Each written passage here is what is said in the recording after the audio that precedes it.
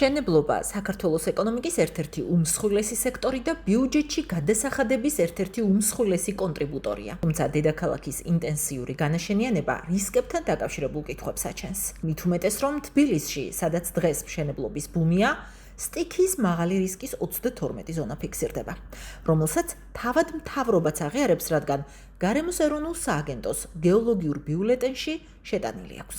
ითვალისწინებენ თუ არა დეველოპერები გეოლოგების, სეისმოლოგების და გარემოს დამცველების რეკომენდაციებს, რამდენად ეფექტიანია კონტროლი. როგორც სპეციალისტები ამბობენ, უსაფრთხო სამშენებლო პოლიტიკისთვის მაღალი რისკის ზონებში მუდმივი მონიტორინგი უნდა არსებობდეს, თუმცა რეალობა სხვაგვარია. აქვთ კორუფციასთან დაკავშირებული კითხვებიც. სადაც 12-15% არის მთლიანად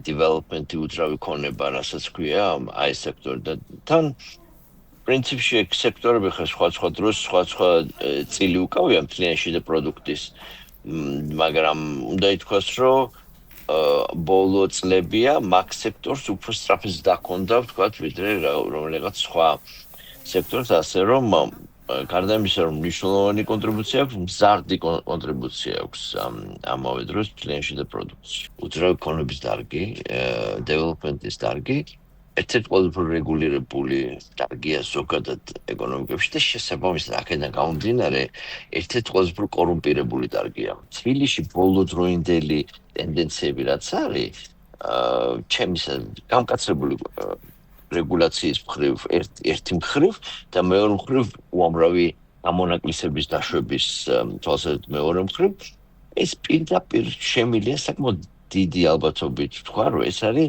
სპეციალურად რაც შეიძლება კორუმპირებული იყოს სისტემა მაგ მიზნით და მაგ განზრახვით გაკეთებული. სამწუხაროდ პოპულარული არის ხოლმე ეს, რომ ხალხი მოწონს, რომ აი სწორია რომ არ ააშენებინეს იქ, არ ააშენებინეს აქ, მაგრამ გვაუძლება რომ ეს რაღაც სიმკაცრე იქ არ ააშენებინო, იქ არ შეერბო, ეს ვიღაცებისთვის სიმკაცრე, ვიღაცებისთვის გამონაკლისი ხლა. მშენებლობის დაწყებამდე მაღალი რისკის ზონებში აუცილებელია ინჟინერ-გეოლოგიური კვლევა და ნიადაგის შემდგომი გაძლიერება, შესაბამისი პრევენციული ღონისძიებებით. თუმცა, სპეციალისტების განმარტებით, ხშირად დეველოპერები ამას თავს არიდებენ ხარჯების დაზოგვის მიზნით.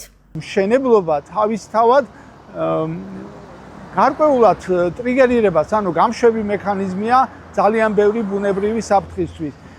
აი სამწუხაროდ ამას ჩემი აზრით სათანადო ყურადღება არ ექცევა, გაცილებით უფრო მაღალ დონეზე უნდა ხდებოდეს ამ საფრთხის შეფასება და პრევენცია. ვაშლი ჯვარის გზატკეცილზე მაგალითად ერთ-ერთ ყველაზე სახიფათო ადგილად არის მოხსენიებული ამ ბიულეტენში. იქ აი ეს პროცესები გააქტიურდა, ადრეც ეს უბანი დატანილია რუკაზე როგორც სახიფათო უბანი, მაგრამ აი ამ გზის ასე ვთქვათ სამუშაოების დაწყების შემდეგ გააქტიურდა. ასევე ლისის ტბის ტერიტორია გარკვეული ნაწილი, ძალიან ბევრი აი შეიძლება დასახელდეს მთაწმინდასთან ახლო მდებარე უბნები, სადაც ინტენსიური მშენებლობა მიმდინარეობს. იქ მითითებულია რამდენიმე ძალიან სახიფათო ადგილი გლდანში, სადაც საცხოვრებელ სახლსაც და სკოლასაც, უკვე არსებულ სკოლას ემუქრება საფრთხე. უძრავი ქონების სფეროს ექსპერტი შოთა გუჯაბიძე ასე პესიმისტურად საკითხს არ უყურებს. ამბობს, რომ სექტორი იზრდება, რაც კარგია, თუმცა აქვს შენიშვნებიც. მისი მტკიცებით, განაშენიანება თბილისში ცენტრიდან პერიფერიებში უნდა გადავიდეს. 21 საუკუნეა, ქალაქი იზრდება, ცათამბჯენებით საჭიროა და ამანაც თავისი კვალი უნდა დაატყოს ქალაქის არქიტექტურას, ქალაქის იერსახეს. მეორე საკითხია თუ რამდენად ორგანიზებულად, სისტემატიზირებულად, ჩარჩოებში მოქცეულად გახორციელდება აი ეს ინტენსიური თუ ნაკლებად ინტენსიური განაშენება. ტექნიკური თვალსაზრისით მშენებლობა შეგვიძლია ყველგან. ადამიანი შეუძლია ააშენოს ოკეანის ფსკერზე, მარსზე. საკითხი არ არის ამაში. საკითხი არის იმაში, თუ აი ეს სტანდარტები, კონტროლის მექანიზმი, ურბანული სამსახურები იღებენ გადაწყვეტილებას, ხოლო რამდენად არის ჯერ კიდევ მოსარგები, დასახვეცი, ეს კანონმდებლობა, ეს რეგულაციის ნორმები და ვადები ამ ყველაფრის აღსრულების კონტროლის მექანიზმი. ეს სხვა საკითხია. რა თქმა უნდა, პრობლემები, ხარვეზები არის, მაგრამ იმ წინა წლებთან შედარებით 10 წლის წინ რაც იყო 15 წლის წინ რაც იყო მუნიციპალურ ორგანოებს აქვს გაცილებით მაღალი ეფექტურობა და კონტროლის მექანიზმი, ხო?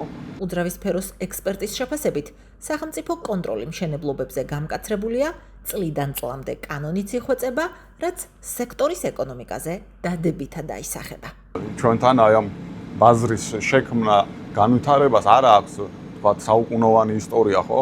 ჩვენ უძრავი ქონების ბაზრის შენება დავიწყეთ 30-35 წელია, მას შემდეგ სოციალისტური სისტემის რღვევის და კაპიტალისტური ბაზრის შენების შემდეგ, რასაც თავისი კანონმდებლობის შექმნა, დახვეწვა, ადაპტირება ახლავს თან და ჩვენ ჯერ კიდევ ამ პროცესში ვართ.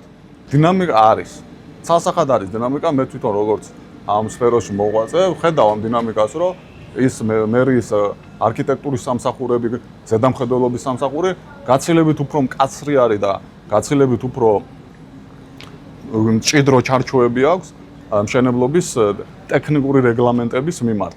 ვიდრე ეს ადრე იყო. ასეთი ოპტიმიზმით ვერ უყურებს თბილისურ მშენებლობებს ზურაბ ჯავახიშვილი. მისი თქმით, მშენებლობის უსაფრთხოებაზე თავისი წილი პასუხისმგებლობა ყველას აქვს, მათ შორის სახელმწიფოს ყველაზე მეტი, ბიზნესს არანაკლები და მოქალაქეებიც არ უნდა გავექცეთ ჩვენს წილ პასუხისმგებლობას. საუკეთესო საერთაშორისო პრაქტიკა არის ის, რომ ყველა, ასე ვთქვათ, ხელისუფლებიდან დაწყებული ადგილობრივი ხელისუფლება მოსახლეობით დამთავრებული ყველა საქმეში უნდა იყოს ჩართული. ბიზნესის, რა თქმა უნდა იყოს ჩართული და ჩვენ თუ აი კარგ პრაქტიკაზე ვლაპარაკობთ, ბიზნესი პირველ რიგში უნდა დაი განსაკუთრებით სამშენებლო ინფრასტრუქტურის მშენებლობა პირველ რიგში უნდა იყოს დაინტერესებული, უსაფრთხო იყოს ეს ნაგებობა. საფრთხის შეფასება მაღალ დონეზე და ასე ვთქვათ, რისკის გამოთვლა ძალიან მნიშვნელოვანია, მაგრამ ეს არის საწყისი.